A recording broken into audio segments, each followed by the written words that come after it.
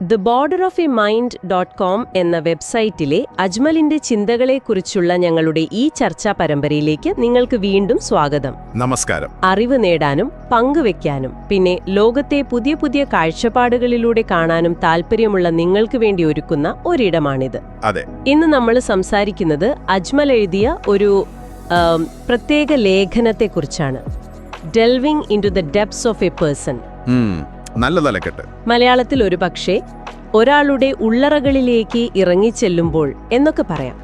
October 28, 2024 ഇത് അദ്ദേഹത്തിന്റെ ബ്ലോഗിൽ വന്നത്. അതെ, ഞാൻ ശ്രദ്ധിച്ചിരുന്നു. ഇത് മനുഷ്യബന്ധങ്ങളുടെ പല അടരുകളെക്കുറിച്ചാണ് സംസാരിക്കുന്നത്, അല്ലേ? വളരെ ലളിതമായ എന്നാൽ എന്താ പറയാ നല്ലൊരു താരതമ്യം ഉപയോഗിച്ചാണ് അദ്ദേഹം തുടങ്ങുന്നത്. ശരിയാണ്. ആ ചോക്ലേറ്റ് ബോക്സിന്റെ ഉപമ എനിക്കത് വളരെ ഇഷ്ടപ്പെട്ടു.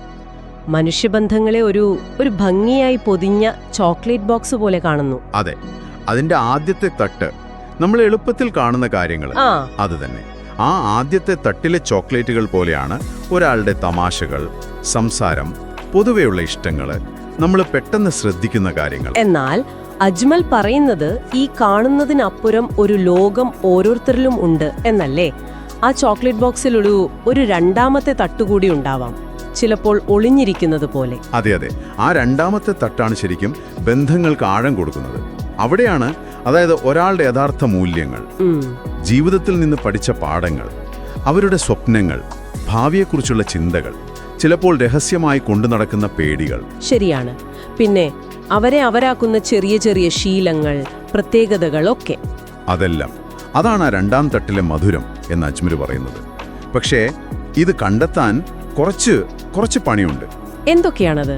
സമയം വേണം, ക്ഷമ വേണം, പിന്നെ ആത്മാർത്ഥമായി അറിയാനുള്ളൊരു താല്പര്യം, ഒരു ശ്രദ്ധ, ഒരു തരം വൈകാരിക നിക്ഷേപം എന്ന് പറയാം. അത് വളരെ പ്രധാനപ്പെട്ടൊരു പോയിന്റാണ് ഇന്നത്തെ ഈ തിരക്കിട്ട ലോകത്ത്. സോഷ്യൽ മീഡിയയിലൊക്കെ നമ്മൾ പലപ്പോഴും ഈ ആദ്യത്തെ തട്ടിലങ്ങ് നിന്നുപോകും, അല്ലേ? ശരിയാണ്. ലൈക്കുകൾക്കും കമന്റുകൾക്കും അപ്പുറം പോകാൻ പലപ്പോഴും ഒരു ശ്രമം നടക്കുന്നില്ല. അജ്മൽ അതാണ് ഓർമ്മിപ്പിക്കുന്നത്. വെറുതെ സ്ക്രോൾ ചെയ്തു പോകുമ്പോൾ ചിലപ്പോൾ നഷ്ടമാകുന്നത് ഈ പറഞ്ഞ അമൂല്യമായ കണ്ടെത്തലുകളാവാം. തീർച്ചയായും. പിന്നെ ആ രൂപകത്തിന് വേറൊരു ഭംഗി കൂടിയുണ്ട്. അതായത് ആളുകൾക്ക് നമ്മളെ എപ്പോഴും അത്ഭുതപ്പെടുത്താൻ കഴിയും. അത് ശരിയാണ്. ആ രണ്ടാമത്തെ തട്ട് എപ്പോഴാ നമ്മുടെ മുന്നിൽ തുറക്കുക എന്ന് പറയാൻ പറ്റില്ല. ഒരാളെക്കുറിച്ച് എല്ലാം അറിയാമെന്ന് നമ്മൾ വിചാരിച്ചിരിക്കുമ്പോഴായിരിക്കും പുതിയ എന്തെങ്കിലും ഒന്ന് നമ്മൾ കണ്ടെത്തുന്നത്. അതെ, ഒരു പുതിയ ഇഷ്ടം, അല്ലെങ്കിൽ ഒരു പേടി, ഒരു സ്വപ്നം. ഇത് ബന്ധങ്ങളെ ഒരു മുരടിപ്പിൽ നിന്ന് രക്ഷിക്കും, നല്ല ലൈവായി നിർത്തും. ആ ഒരു കണ്ടെത്തലിന്റെ സന്തോഷം അദ്ദേഹം എടുത്തു പറയുന്നുണ്ട്. അത് ബന്ധങ്ങൾക്ക് പുതിയൊരു ഊർജം കൊടുക്കും. മറ്റൊരാളുടെ ഉള്ളിലെ കാര്യങ്ങൾ, അവരുടെ ബുദ്ധിമുട്ടുകൾ, വെല്ലുവിളികൾ ഒക്കെ അറിയുമ്പോഴാണ് നമുക്ക് അവരോടൊരു യഥാർത്ഥ സഹാനുഭൂതി തോന്നുന്നതല്ലേ? അതെ, അവരുടെ ലോകം അവരുടെ കണ്ണിലൂടെ കാണാൻ ശ്രമിക്കുമ്പോൾ. ഈ ഒരു തിരിച്ചറിവാണ് വിശ്വാസത്തിനും ബഹുമാനത്തിനും ഒക്കെ അടിസ്ഥാനം. നല്ല ശക്തമായ ബന്ധങ്ങൾക്ക് വേണ്ടത് അതാണ്, ഈ ഒരു കണ്ടെത്തലിന്റെ പ്രോസസ്. അതിനാണ് അജ്മൽ പ്രാധാന്യം കൊടുക്കുന്നത്. ശരിക്കും പറഞ്ഞാൽ ഈ പ്രക്രിയ മറ്റൊരാളെ മനസ്സിലാക്കാൻ മാത്രമല്ല സഹായിക്കുന്നത്, അത് നമ്മളെ തന്നെ കൂടുതൽ മനസ്സിലാക്കാനും സഹായിക്കും. അതെങ്ങനെയാണ്? മറ്റൊരാളുടെ കാഴ്ചപ്പാടുകൾ, അനുഭവങ്ങളൊക്കെ കേൾക്കുമ്പോൾ നമ്മുടെ സ്വന്തം ചിന്തകളെയും ധാരണകളെയും അതൊന്ന് ചോദ്യം ചെയ്യും.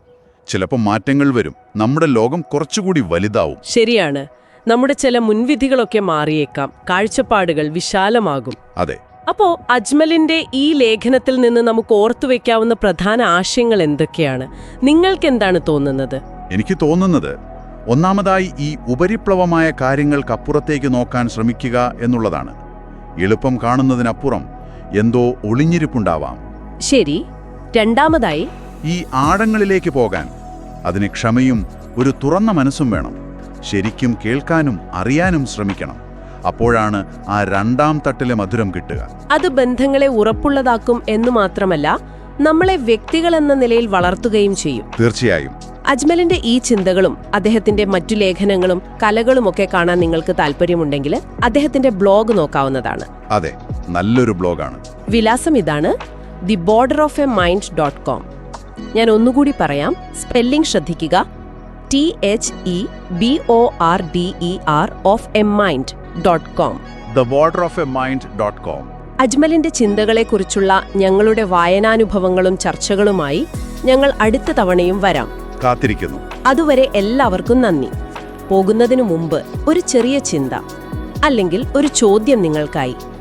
നിങ്ങളുടെ ചുറ്റുമുള്ളവരുടെ, ഒരുപക്ഷെ നിങ്ങൾ നന്നായി അറിയാമെന്ന് കരുതുന്നവരുടെ പോലും ഏത് രഹസ്യ തട്ടുകളാണ് നിങ്ങൾ ഇതുവരെ കണ്ടെത്താതെ പോയത്? ഒന്നാലോചിച്ചു നോക്കൂ.